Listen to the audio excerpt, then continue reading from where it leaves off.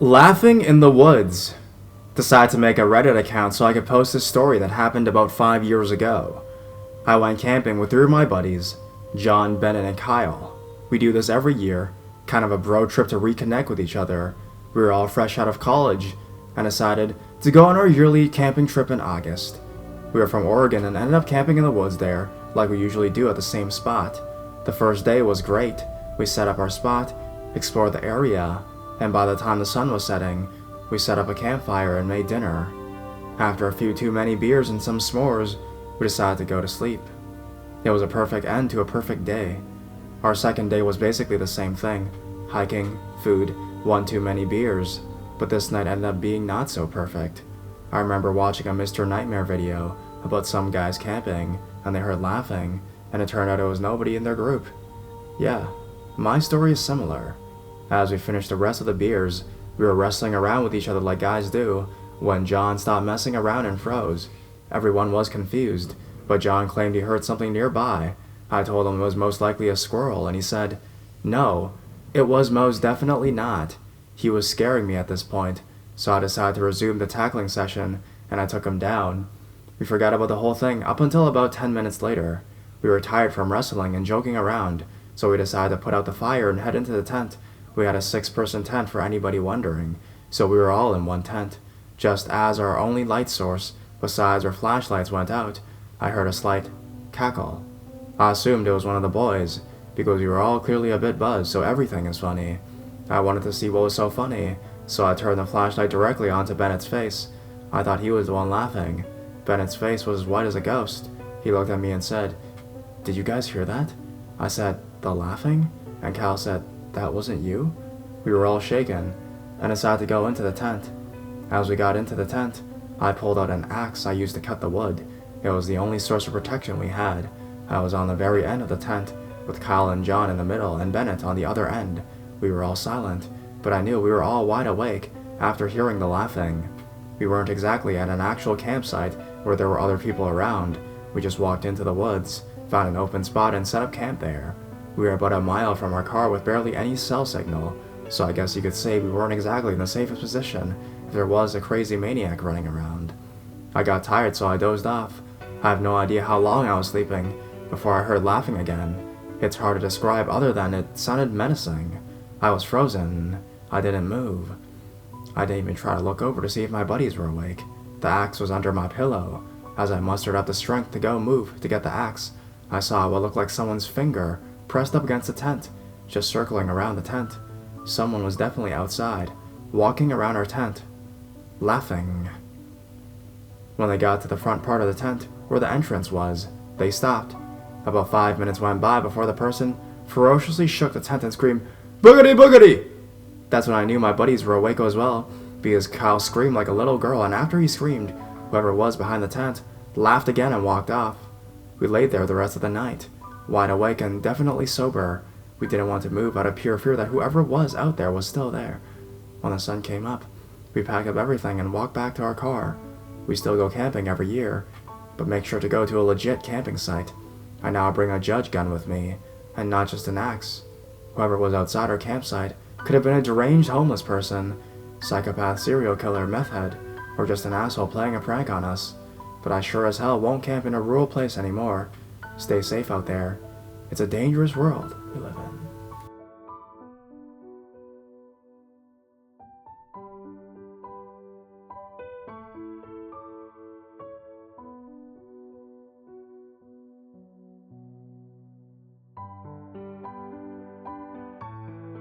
That one roommate. This happened earlier this year, on the last day of August. I had just come back from spending the summer at my home, and was gearing up for yet another school year. My girlfriend and I drove back from the airport, and we were coming into the student complex where we lived. Standing outside smoking is this man, Toby. Neither of us liked Toby very much. He had been living in the downstairs apartments last year, and had been really creepy to one of our floor mates, Sarah. So creepy that he had been banned from the upper floors, so we mostly ignored him. Toby, however, never lets a chance to socialize pass him, so he says hellos and tells us we can't get inside. This is because the doorknob is missing. Weird? but the building was only renovated into a student complex the year before, and it was kinda trashy, so he didn't think anything of it. I put the doorknob back on, as Toby wanders down to the end of the walkway to yell obscenities down the street. That's a little worrying, because even though Toby is kinda creepy, he's not violent or overly aggressive. We slip inside, thinking he must be drunk, and settle in to go to bed, since my plane got in late and it's around midnight. Sleep, it turns out, wasn't possible. Toby, in a rage outside, is yelling and carrying on. He comes in and out of the house. It's never locked. We live in a very small town, and students keep forgetting their keys, so no one ever locks up, banging doors and stomping around. Now, most people move out at the end of the year, and we're not even sure if Toby lives here anymore. We decide it's fine. He'll tire himself out. He's not hurting anyone. Just ignore it. About an hour and a half later, Toby is still at it. But now, he's outside our window. We're on the side of the building that is next to the other building, as opposed to looking out onto the driveway or the garden. And next door, they're turning that building into mostly student complexes. Toby is banging on the chain-link fence, swearing about his house right outside our window. At this point, both my girlfriend and I are concerned for our safety. The yelling and the banging are incredibly violent and show absolutely no signs of abating, so we go out and lock the doors and call the police. The police take a while to arrive, but Toby is disturbing the peace, so they have to talk with him, tell him to quiet down, go to bed. They come and talk with my girlfriend who called them, and they leave, telling us to call back if things get worse or keep up. This is the end of it, we think. For around 15 minutes anyways, everything is quiet. Then Toby discovered we've locked the doors. He's not happy about that. The yells of obscenities laced with "This is my house! My house!" gets louder and louder. He goes back to beating up the chain-link fence and yelling down the street at drunks coming out from bars. But mostly he's outside our window. Then there's a brief silence followed by the sound of shattered glass. Toby threw a rock and broke one of the windows in the room next to ours. Had he been one window over, it would have gone straight into our room. We call the police again, now very scared for our personal safety. Luckily for us, however, Toby stopped throwing rocks at windows after that, possibly because the windows are about a story off the ground. The yelling and banging at the chain-link fence and the front and back doors didn't stop though, not until the police came and took him away. We saw him a few days later, after we learned that he in fact did not live in the apartment anymore, sitting on the grass by the driveway on the phone. He gave us the worst look when we got out of the car. Luckily I haven't seen him since, and I'll be happy if I never run into Toby again. Epilogue. The government is pressing charges, but who knows how that will end.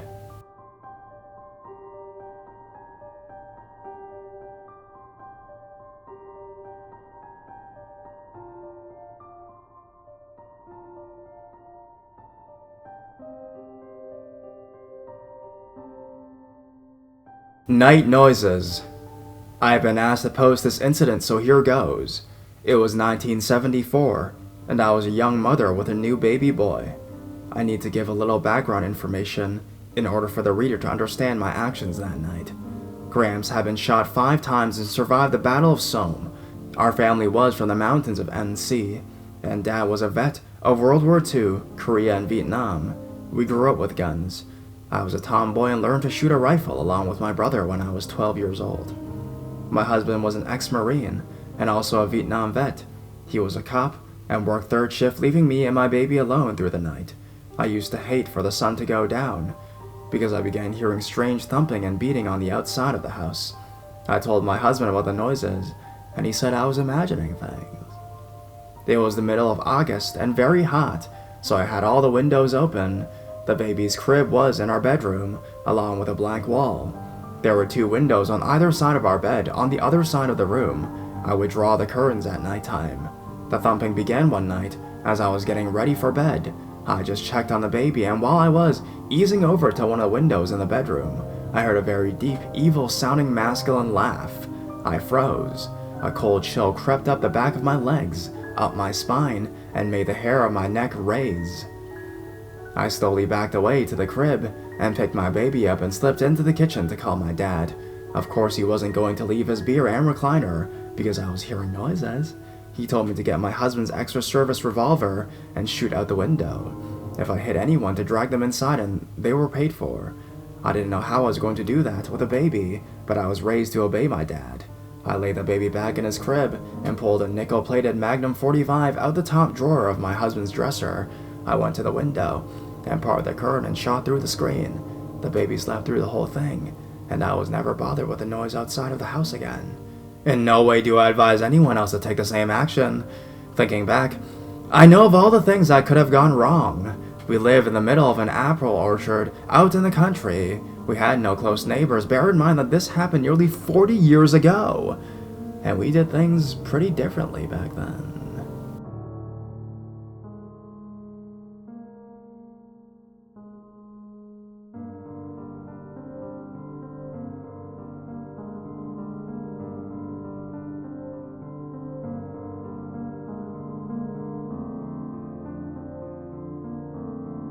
The Mysterious Man with the Baseball Cap. This happened a couple years ago. My boyfriend and I were moving from Spain to England. We had rented our flat unfurnished, and we needed to leave it the same way. And since all of our furniture was IKEA, we decided to put everything for sale on the internet quite cheap, to sell quick and forget about it because we had a lot to organize. We realized how easily everything was selling, and we decided to get rid of other stuff like old electronics, video games, and other things you really don't want to pay for to move overseas. Everything went peachy, and we had sold almost everything, while my boyfriend traveled to England for a couple of days in order to arrange the new home and I stayed packing. The second day, my boyfriend was away. He texted me that someone had answered to one of our listings of an old Apple keyboard and the mouse, and was coming that afternoon. They arranged £20 for the lot, and I only had to meet the guy and collect the money. Now, we lived in a nice big complex, with porters next to a public park with a children's playground. It was summertime, and the building's swimming pool was open, so there were lots of families around all day, and we thought it was safe to meet in the park at the entrance of the complex. We had sold everything this way, and we did the same with this person.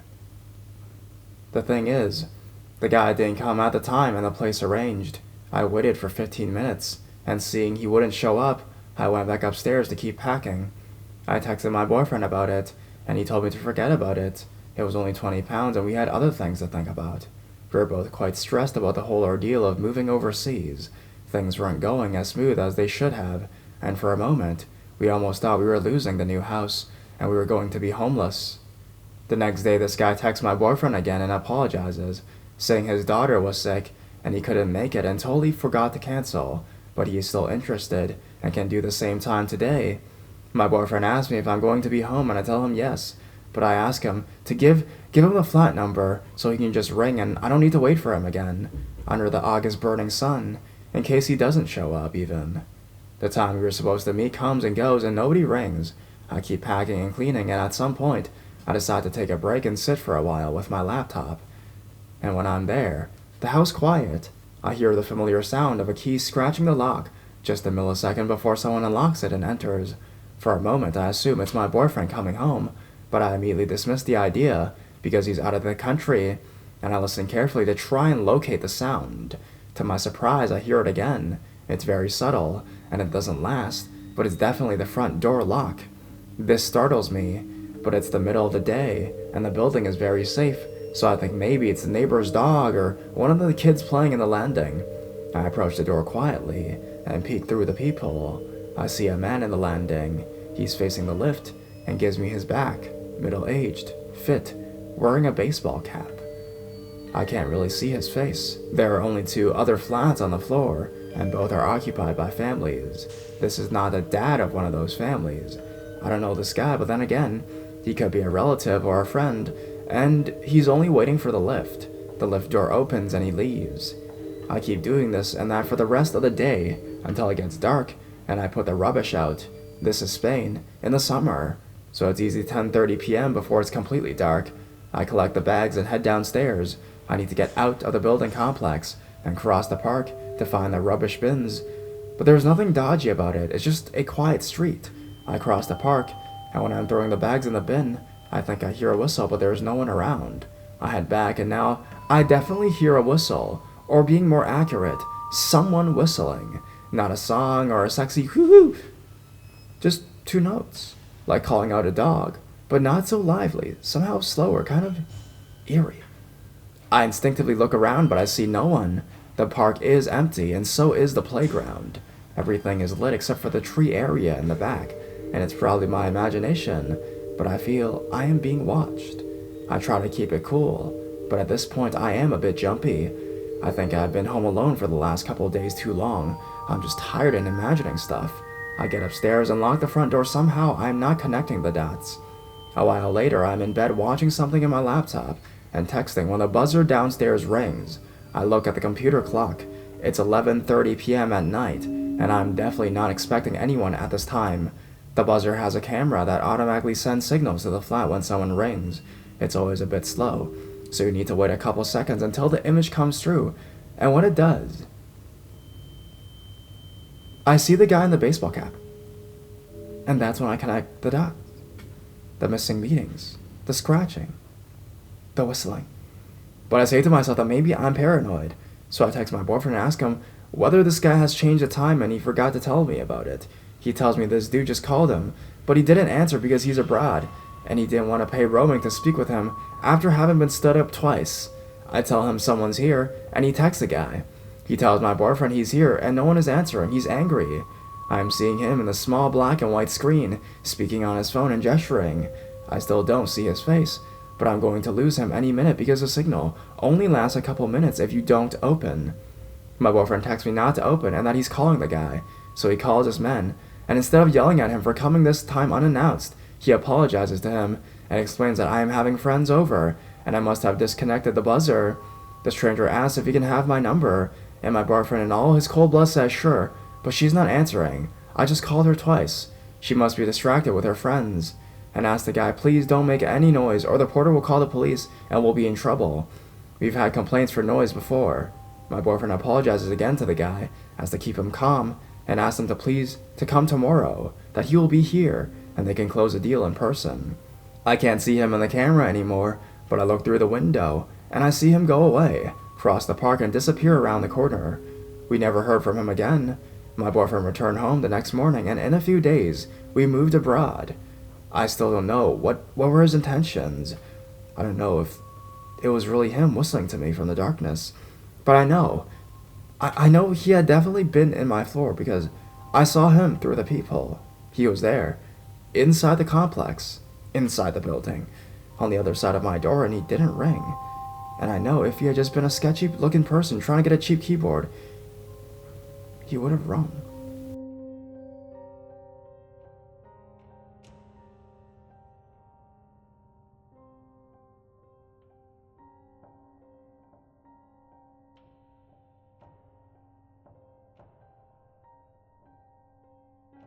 Melbourne in the 1970s, The Woman with the Pram.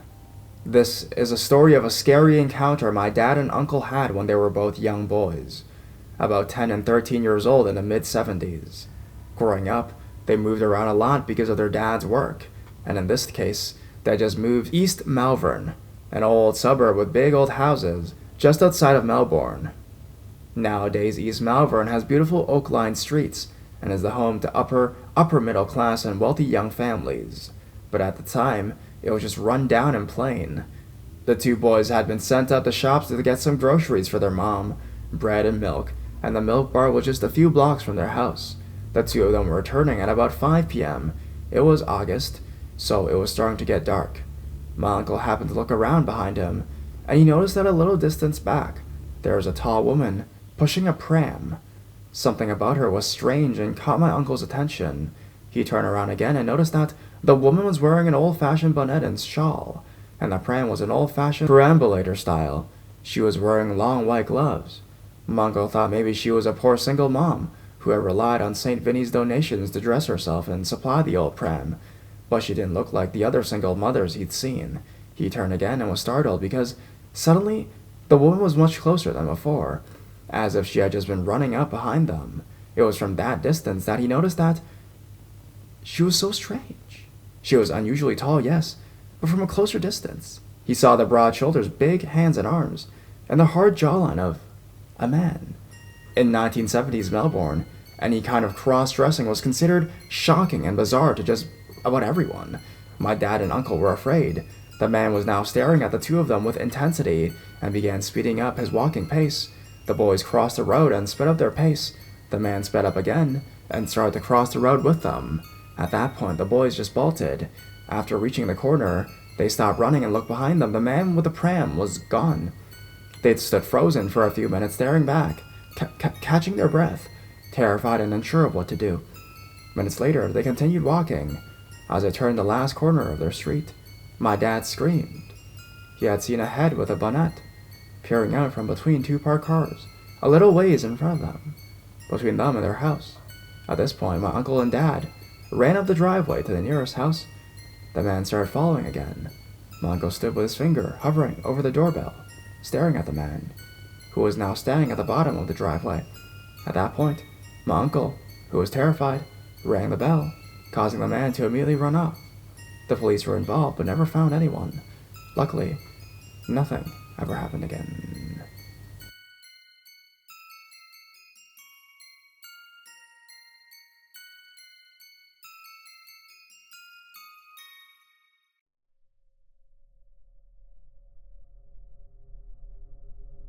The one that knew a bit too much. Well, to begin with you have to know with a bit about myself. About 2 years ago, I divorced from my husband and moved back to my home country. I decided to move to the capital, which was offering many job opportunities. I was living with a couple. My low incomes weren't permitting me to rent my own place. They were always fighting, verbally and even physically. I had to call the cops twice. After about a month like that, the girl committed suicide, and not being able to cope with it anymore, her psycho boyfriend just disappeared, and the owner of the place kicked me off. So, for a little while, I had to sleep outside, and it was pretty cold here in March, sometimes even freezing. But eventually, I got someone to lend me her couch to sleep on, and later I finally found a new place to live. I didn't talk too much about those events because, well, it's creepy, and I'm not really sure if I can handle the stare of people knowing what I've been through. I'm a tough girl, and I don't want pity from anyone usually. I deal with my own business and rarely ask for help. All those events happened a year prior to the story I'm about to tell. So now, let's get started. I'm a member of a forum about metal in general, but mostly black metal. It's a little community, and most of us get along just right, and I'm even friends with some of them. We don't have a lot of new members, and we're fine about that. In that music genre, there's a lot of spooky kids and posers that are pointless, and unfortunately, also a lot of racist neo-Nazi morons who think that white people are superior, males especially. So since black metal attracts these kinds of people, we're not feeling bad about just being around 20 people on the forum. At least, we know each other. In the beginning of August this year, a guy subscribed to the forum. We almost immediately fought about his opinions on women and colored people. I was the only one to tell him to shut up and keep his opinions to himself, but I probably was the most harsh one. I hate being associated with these kinds of people because I like black metal. I don't believe in white supremacy, as well as I don't believe in Satan, God, the Tooth Fairy, etc. I'm an IT. I am logical, and a bit of a science geek, to be honest. And I keep those things to myself, and don't force people to believe in what I believe in. And I expect people to do the same, no more, no less. So when someone pushes a bit too far, I can be a bit too sarcastic. Eventually, he understood that he went too far, and everyone agreed that this is a place to talk about music and not religions, politics, etc. So everyone calmed down, and I decided to be the adult, and not responding on his pointless taunts on the forum's chat room. But that's when things became strange. He was always trying to get my attention, responding to almost everything I posted, asking about how I was feeling, about my diet and sport routine. At first I thought he was just making fun of the short fat girl I am, so I just ignored him as usual. One of the moderators asked me if I was feeling ill at ease about that, and I told him that I did not care about that guy. One evening, we were about 5 on the chat room, talking about doom and stoner music, which is also what I enjoy a lot. I was in a pretty good mood, so I even responded to him when he asked how I was. He was taking part of the conversation and telling us that he used to be on a doom stoner forum, and then he told me that he had to tell me something that might interest me. When he named the forum, I felt a little upset, because my roommate and I spent the time there together, but it was coincidental, so I didn't pay that much attention to that. He was trying to convince me that smoking pot is a really bad thing, which I know. but I'm just an occasional smoker. He told me about that girl he knew on the forum, who was a stoner, always in trouble with his boyfriend, who ended up committing suicide. It rings a bell, isn't it? I received a few minutes later a private message from him, using my name and my ex-roommate's name. I freaked out, logged out, and sent a text to the moderator to explain what was happening. We had help from the admin to track down his IP. He was living in my area, just a few kilometers away. At this point, I was really spooked, but I was staying at a friend's place, babysitting his cat, so even if that creepy guy knew who I was, he wasn't able to reach for me. So I calmed down, called a friend to feel a bit better, and then spent my time browsing the web and watching Netflix before I went to bed. The next day, I went to my place, because I was moving out soon, and needed to pack my stuff up. My keys fell from my hands when I saw the front door. The handle was loose, and someone tried to pry open the door, because the wood was scratched around the lock and the side of the door, but it was still locked. I spent my afternoon packing stuff like crazy, and went back to my friend's place. I know that I probably should have called the cops, but there was no real break-in. I live in a shitty neighborhood where robbery wasn't uncommon, and I had absolutely no proof that both events were linked, so I just told 2 friends about what happened, not even my parents. I went to my laptop and logged into the forum. The guy was banned, so I hadn't too cared about him bothering me anymore. But before he was banned, he managed to send me a last private message. "Too bad I missed you." I told the operator I had the guy's email, his address, so I could easily report him to the police, but I didn't, because a part of me felt maybe like it was just a coincidence, and that I was freaking out for nothing. Maybe in his PM he meant that he missed me on the chat room. I don't know. But still, it was one of the scariest experiences of my life. Now I'm hundreds of miles from the capital. I never heard from that guy again, so I'm fine. But I still ask a few questions to myself. This guy seemed to know who I was, so I suppose that I know him. But who was he? And how did he find me on a forum? And just why would someone do this?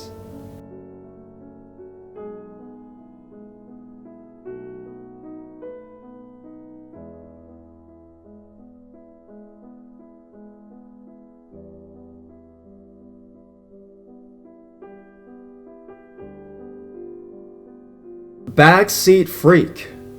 Here goes my strange encounter story. I hope it gets accepted. It was 6 months ago that it happened. I drove to the library 15 minutes from my home to use a computer, since my home computer and my husband's aren't plugged in working, because we didn't think we would be living there this long. So I arrive at the library and park my car. I get out and begin my silent little walk into the building, and it's about 12 noon. On my way, I noticed a youngish looking man about 35 to 40 years old.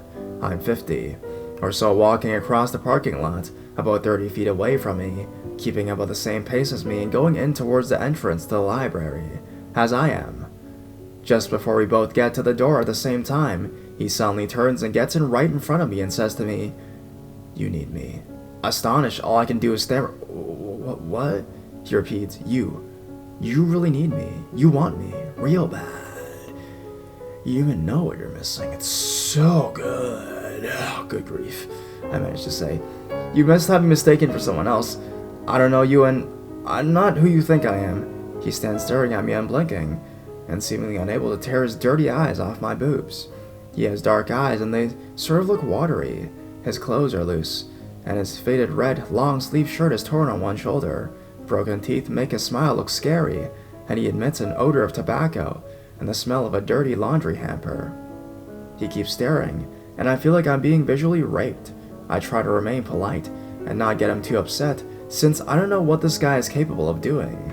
He mumbles in a low voice, "Oh no, this is no mistake. Come on, we've been waiting too long. You want me a little." And I say, "I'm sorry, but I've never met you or seen you. And though I'm sure you're a perfectly good enough person, I'm just not the one. I'm not trying to hurt your feelings, but you need a real girlfriend, not me." He continues to stare unblinking, and I swear, I detected a slight bit of anger beginning to bubble to the top. Oh well, I thought briskly. He must be a little off his kilter and extremely lonely. Onwards and into the library I go. I don't think much more of this guy, as I have worked as a psych nurse years ago with lots of folks that seem very similar.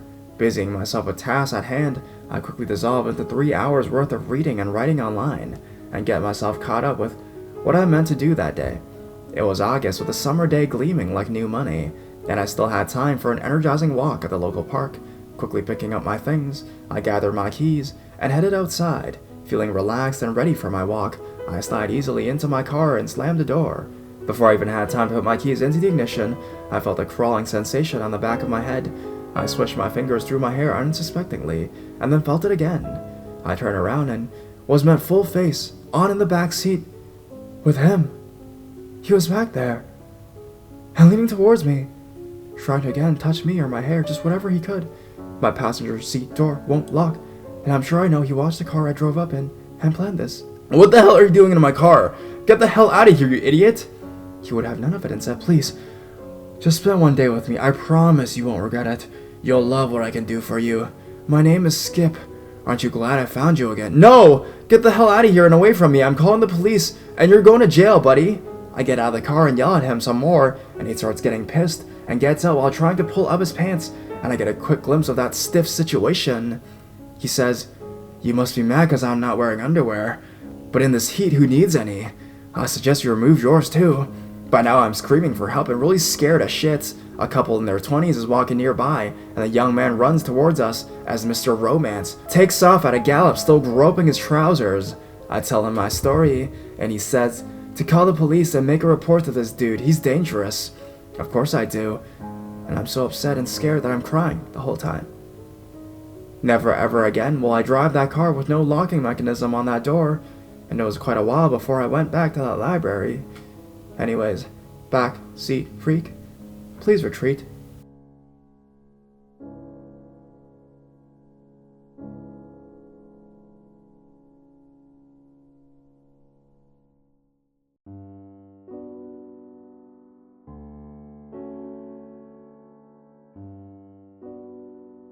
Plenty of creeps.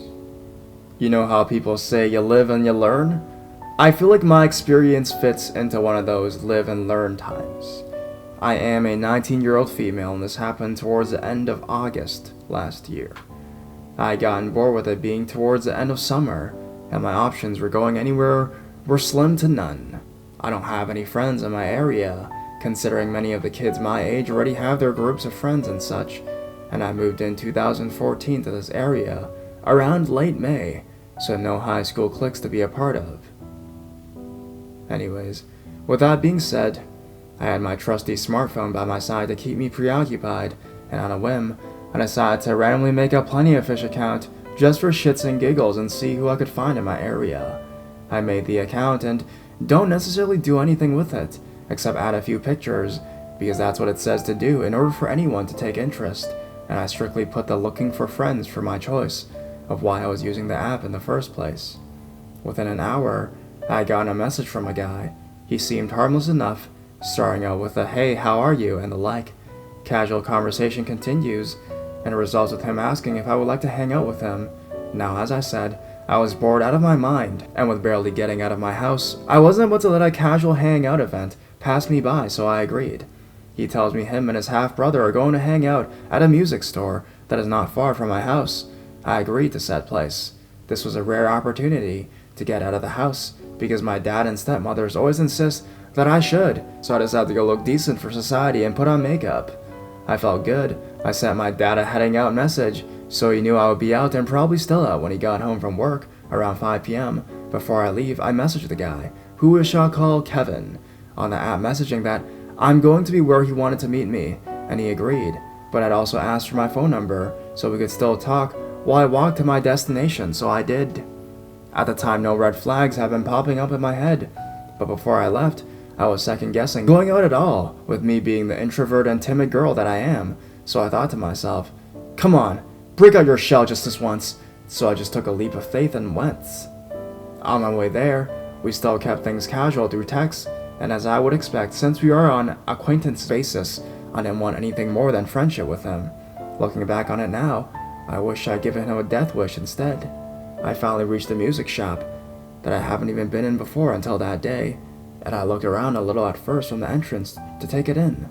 I thought it was a record store or something, but it was actually an instrument store that also did music lessons in the back, which I thought was pretty cool. I hear a voice call out my name, and I look over and see a guy sitting on a low stool, fiddling with an electric guitar strumming a few strings, and I walk over to him, and he tells his half-brother this is my friend, which didn't bother me. It made me rather happy that he already considered me a friend with the short time we knew each other. I stood there awkwardly when the introductions were out of the way, not really sure on what to do, so I explore the electric guitar section, and after a while, Kevin joins me and asks me if I'd been here before, which I reply no. He says, yeah, I wouldn't have known you if you came in before, because I'm a regular here. I thought that was neat, and thought he would be like the tour guide and help me be at ease in a new place I've never been in before. He tried to be goofy and play just about every instrument he said he never played before, so his humor was playing them very off-key and laughing about it to himself, which I replied with a, huh. After a while, I broke up with him in the store, and kinda looked around a little bit more myself, while he did the same with his half-brother. I soon grew tired of the place, and was about to call it a day, as it was getting close to 5 anyways. I find him and tell him that I'm leaving, and that it was nice meeting him. This is where I thought he would say the same and let me be on my way. Nope! He told his half-brother that he was gonna walk his friend me home, and at this point, I didn't really want his company, and with him still being a stranger, I didn't want him knowing where I lived either. After he paid for his things, we went outside, and as we got a few good feet away from the place, his entire demeanor changed. Almost a Dr. Jekyll and Mr. Hyde kind of change. He went from possible friend to downright creeper in an instant. He had a longboard with him, but chose to walk with me side by side, and even asked if I wanted to ride it, but I told him I was a klutz on those things, and he said he would help me onto it. Yeah, nice try, Mr. Copperfield. He asked me inappropriate questions, such as what my bra size was, because of the uncomfortable amount of staring at my chest he was doing, even when I wasn't looking his way, but could see him doing it out of the corner of my eye. Asking what my frickin' fetishes were? Just a lot of questions I wasn't going to answer. Eventually, we got to a crosswalk, and the red hand sign was on, so we had to wait. He went behind me to press the button for it to change the walking signal, and I felt super unhinged with him being behind me, and what I heard him say behind me still runs chills down my spine, even thinking about it. He said, I didn't even have to push the button for it to change. It just knew what I wanted. Now, if that is not an underlining innuendo for rape, I don't know what is. I suddenly felt like a trapped mouse with a cat, and that he was a I take what I want kind of guy. At least that was the vibe I was getting from him. We crossed and went down the street, and I was glad to be getting closer to home, but not so glad that he was still being my escort at this time. We passed my neighborhood park, and he asked if I wanted to hang there. No. I told you clearly I was already heading home. We somehow make it onto the walking path and track in front of the park that goes all the way around it, and after a few good feet, he walks off it towards the grass, and I promptly continue on my track as he looks back and asks me if I'm coming, to which I reply that I have to be home because my dad told me to go home, which wasn't a lie at all considering my dad had texted me to come home and that he had brought home dinner. Kevin wanted me to go to the back of the park with him to hang out. Yeah, right, pal, not happening. We walked a little more, and he confessed that he wanted to make out with me and touch my ass, and I was grossed out as hell. He told me how in his past relationship, his girlfriend ignored him in the sex department. Does that look like my fucking problem, buddy? He also told me the entire walk up until the park, he had to fight back these urges to touch me, and all that which gave me more reason to get away from this fucker ASAP. To my dismay, when I got to the fence entrance to cross the street to get to my house, he crossed too, in an attempt to still escort me home. When we got to the end of my street, he said, "Just tell me which house to avoid, so I don't get caught by your parents." And I said that it was at the end of the street, an obvious lie. This was far enough, and that he didn't have to walk me anymore. He asked for a hug, and I quickly gave him one. And he said, wow, had to fight a really big urge not to do something there. I said bye, and he just started to skateboard away. And when he was out of sight, I kinda fast walked and half ran to my house, with constant checks over my shoulder in between. I never said anything to my dad or stepmom until dinner, and my dad called the cops, and they spoke with me, and the lady legit said, "Well, why didn't you call us right as it was happening?" As if I knew what to do in these types of situations, and how to not let Kevin know that I was calling them. She told me that since it was a while ago that it happened, there wasn't much the cops could do except take his description. Yeah, my town police suck. So for the next few weeks, whenever I heard a skateboard roll down the sidewalk to my street, I would freeze up and wait for it to pass, before looking out of my bedroom window to see who it was, since my window faces the street. Still, today, I don't go to that store, and every time I drive past it with my dad during the day, my stomach churns, and I fear he'll be standing outside with a smile plastered on his face if he sees me in the car. So yeah, Kevin, fuck off.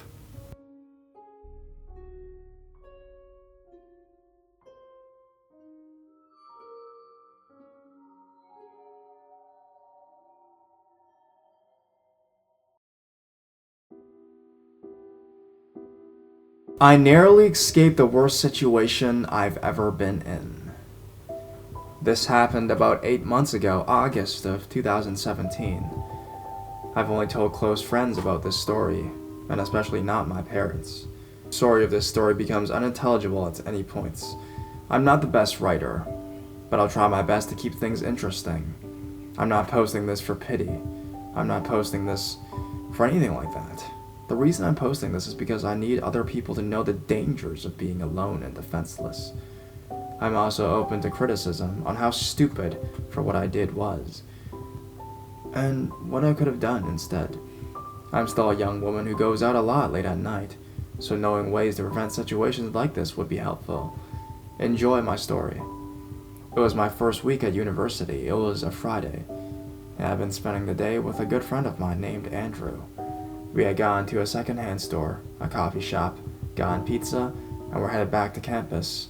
It was around 7 or 8. The sun had almost completely set, but it wasn't pitch black yet.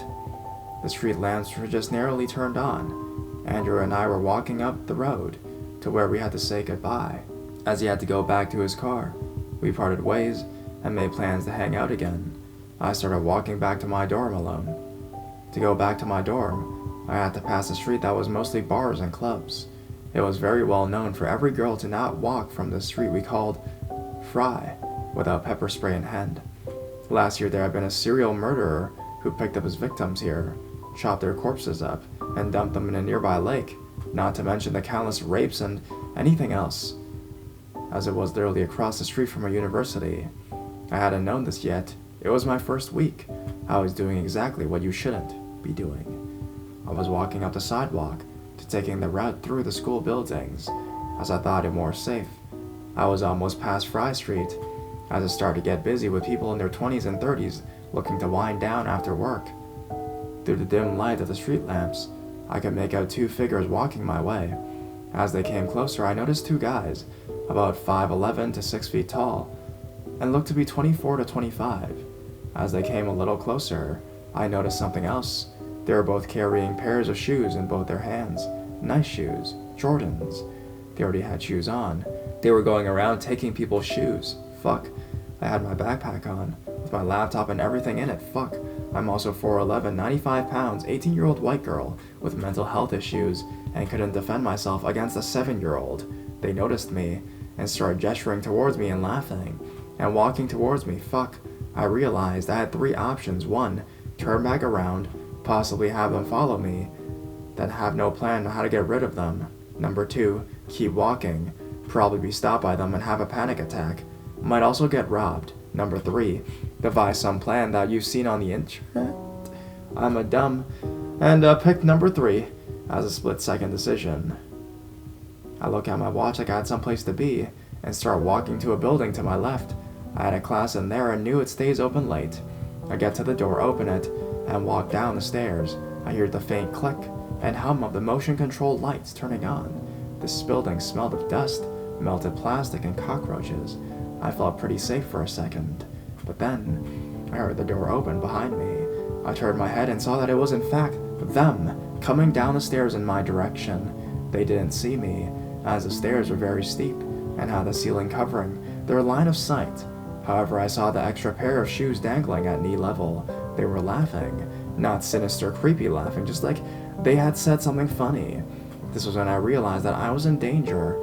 Not only did they follow me in, fully aware that they were on camera in a brightly lit building, but that they were also very quick after me. See, they were probably 100 feet away, but went through doors maybe 3 seconds after me. They ran. I darted to the women's restroom and fumbled to the accessible stall in the back as fast as I could. Running past the mirrors on the right, I saw my own reflection. At this point, I was having a panic attack, My entire life, I've been raised with an overly protective mother in a white suburb. I hadn't experienced anything like this, where I was in danger before. I had no well of experience to draw from to know what to do. I sit on my computer watching anime and playing video games all day. I'm not versed in how to be safe at night as a woman. I put my backpack on the hook and stood on the toilet. I grabbed my phone out of my pocket and looked at the percentage. It was fucking 1%. I start to cry. I turn the brightness down as I hear noise coming from outside. I hear the sound of doors opening and closing. They were looking for me. They had a motive for looking for me. What was that? What did they want to do with me? Anyone who just wanted to rob me wouldn't have ran to follow me in here. My hand is covering my mouth as I cry. That is when I noticed where I was. I was in a bathroom. Bathrooms don't even have cameras. Oh my fucking god. If they come in here, I have no proof of whatever happens. I could be raped right now. I'm small, blonde, and moderately attractive. You always hear about rapes happening on campuses. Situations just like this one. Walking home alone. 1 in 5. I'm not so worried anymore about my laptop so much as my own physical being. Fuck the laptop, man. I just don't want to be raped, killed, or anything in between. That was the only thing I could think about. My mind was racing with the horrible possibilities of what they could do to me in this bathroom and never get caught. At this point, standing on the toilet, my legs begin shaking. I feel dizzy. I should have done literally anything else, gone in any other room, walked any other way, home, but my actions led me here. Through the sounds of frantic searching, I heard them arguing outside the bathroom door. They are literally right there. I pause my hyperventilation and hysteria to take a deep breath as I hear the creak of the bathroom door open and it slam on the other side of the wall. I'm holding my breath, eyes closed, tears streaming down my face. Standing on this toilet. If I slip, I'm dead. If I sniffle, I'm dead. I feel like I'm about to pass out from the sheer feeling of suspension. I don't hear footsteps at all. I heard the creak of the door as it flung shut. "Not in here, man!" I heard from outside. That voice echoed in my mind. I opened my eyes and lowered my hand. They started yelling outside, frantically opening and closing doors. Maybe I was quiet enough. I stopped crying. Half out of hope and half out of fear. I felt like I had done it, you know? The one person in the horror movie who lives to the end. Eventually the noise stopped outside. I waited in the bathroom for 10 minutes filled with half dread and half happiness before looking at my phone. I had an old iPhone with a super fucky battery. So now when I checked, it was at 2%. God is good. I didn't want to call the police. I'm not some snitch. So I thought, if there was anyone else that could help, Andrew might have gotten to his car yet, and was a man, so I called him. I was frantic. I was so scared my phone would die. I just fucking screamed everything I could. I just had to sit and hope he understood what I said. I was sitting on that toilet, phone full of adrenaline, phone dead, just narrowly escaped some horrible situation, staring at the ceiling tiles. Somehow this hollow moment post-adrenaline was very peaceful. Wow, there's some water stains up there. They should really get those fixed. The lights are buzzing. What caused that? There's some cockroaches stuck in there. I wonder how those got in. My watch is kind of tight. I heard 3 slow knocks on the door and it's Andrew, yelled from outside. Andrew had grabbed his skateboard and got to the building as fast as he possibly could. He gave me a hug since I was sobbing and walked me all the way back to my dorm. He's super nice the whole way back, saying, "I've been mugged just like that. I know how freaky it is," and watching my back. For a month afterwards, I couldn't go to the class I had been in without feeling scared and having flashbacks. I never reported the incident, out of guilt, that I knew I shouldn't have been there at the time. I can't stop thinking about what they wanted to do with me. Maybe they just wanted stuff, maybe not. At this point, does it even matter? If you are a woman and reading this, know that things happen quickly and unexpectedly. Buy some pepper spray, and don't walk home alone, or at least have an Andrew at hand.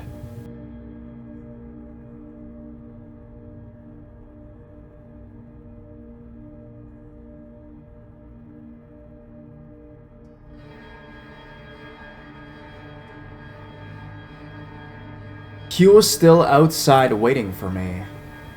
So it's been 2 years since I posted on here about my last McDonald's story, and I didn't think it would get as much attention. I've been absent from here for a while, because a lot of shit went down during that time period, and I think this will creep everyone out even more, so here we go. Ever since my now fiance Jack got fired from McDonald's, me, him, and Kiera went and transferred to a grocery store that actually got shut down due to its bankruptcy. We all stayed at that grocery store for 2 months, and then we had no choice but to go back to working at McDonald's. Yippity fucking do, right? We come to find that the bitch manager got fired and was replaced with a brand new manager named Emma. I knew Emma because me and her used to work at the grocery store together until she left after me and my friends got there. Emma looks at me with a very worried expression on her face as she walked up to me and said, "Hey, Monica, do you have a boyfriend?" I said, "No. Why?" She says, "Oh, 'cause this man has been calling this location for 2 months now asking about you." I tossed my purse on the ground in annoyance as Emma looked at me with this look of fear. I told her that man called this location multiple times and even asked me if he could take me home and that he's been stalking me ever since. It was summer of 16 and near August when Jack and I was working a night shift together, 10 p.m. to 6 a.m., which I didn't mind working overtime with him because it was just me, Jack, and a new cook named Brandon. All of a sudden, I see a truck pull up beside the restaurant, and I immediately got sick to my stomach, and I see the same man, bald, long, rusty beard, sandals, and clothes that stains on them walk back in. Emma had been concerned, standing around the corner being unnoticeable as she overheard the conversation. The man smiles at me as he made his way to my register. He smiles and says, "Ah, you're back. Long time no see, Monica." I respond in a fake happy tone, "It's nice to see you again as well. What can I get you tonight?" He looks at me dead in my soul and gives a wide grin and says, "A large French vanilla iced coffee with a Big Mac and a large fry, please." I typed in the order as I heard Brennan and Jack make small conversation in the back. I give the man his food, and he looks back at me and says, "It's good to see you're back. I'll be dropping by to visit you every day now." Jack had an annoyed look on his face as he pulled me to the back while we went on our break, and he says to me, "I can't believe he's back. Why the fuck is he still coming here?" Brandon followed shortly behind as he said, "Who the fuck was that man?" I told him the full story as his face went pale and his jaw dropped. After months of being harassed by this man, it wasn't until June 2017 until all hell broke loose. Emma asked me to take out the trash, and I was debating on going or not because of what happened before. Emma told me I didn't have to go if I didn't want to, and she would let Brandon take it out. Brandon immediately said, "I'll take it out, don't worry." I felt bad because I could have taken out the trash myself, but I would get constant paranoia and gut feelings. Brandon comes back in as the clock said 3:40 a.m. No customers came in, and I decided to sit at the booth and take a break. I scrolled through my phone until I heard what sounded like someone coming to the door. At this point, I was like, "Here we fucking go," until I saw that truck again. I rolled my eyes and yelled for Jack, and Jack decided to switch positions with me as I went to be at the drive-thru window. All of a sudden, the man starts attacking Jack as Emma came out and broke the fight up. What this man said to me will forever haunt me. He yells, "Monica, if you ever leave this destination again, I will find you and kill everyone you love." Brendan's eyes widen as he looks back at the man and back at me with a "holy shit" expression on his face. Jack has told this man many times to leave me alone, and me and Jack dated for a year, and he's always been there for me and the other workers, looking out for everyone. As for that, Jack got rewarded management position, and I couldn't be more happy because he deserved it. It's now March of 2018, and I can finally say that the man has harassed me for 2 years now and is in prison for aggravated assault. He was wanted in another county for brutally mutilating a 17-year-old girl, animal abuse and domestic violence of his ex-wife and daughter. I hope that fucking creep stays in prison for the rest of his miserable life. I hope he never gets parole, and he rots in hell.